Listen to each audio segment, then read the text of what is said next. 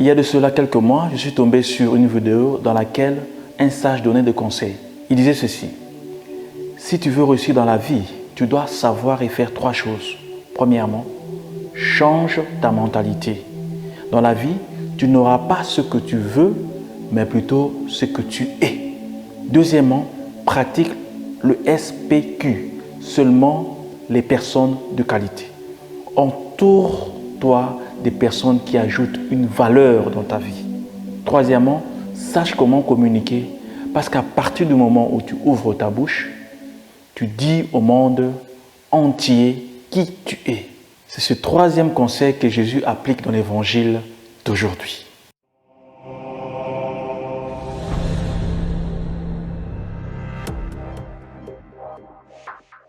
Matthieu, dans l'évangile de ce 3e dimanche du temps ordinaire, nous présente le début du ministère de Jésus après son baptême et après l'épisode de la tentation au désert.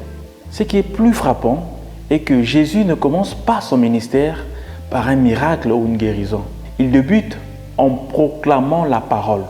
Oui, Jésus a commencé avec ce qu'il est réellement, le Logos de Dieu, la parole de Dieu. Il donne ce qu'il est au peuple. Cette parole contient un message puissant, capable de provoquer le changement, la transformation, la conversion. Il dit: convertissez-vous, car le royaume des cieux est proche. Voilà la phrase clé qui guidera son ministère. La conversion pour le royaume des cieux.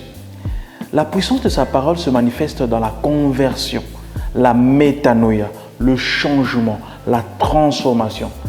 J'aime bien comment le prophète Isaïe le dit dans sa prophétie dans la première lecture. Il dit ceci: le peuple qui marchait dans les ténèbres a vu se lever une grande lumière, et sur les habitants du pays de l'ombre, une lumière a resplendi. Cette prophétie se réalise en Jésus, d'après Matthieu. L'annonce de la conversion pour le royaume est porteur de lumière, et aucun ténèbre ne peut et ne doit résister à cette lumière de la parole. En ce 3e dimanche du temps ordinaire, qui est aussi dimanche de la parole de Dieu, ma prière pour vous, pour toi qui me suis, est que, bien que tu es habitué à écouter ce message central du Christ, que cette fois-ci, qu'il pénètre et transforme ta vie, des ténèbres à la lumière, des doutes à la foi, de la captivité de la haine à la liberté de l'amour, de la vulnérabilité spirituelle à la stabilité spirituelle, de la tristesse à la vraie joie en Christ.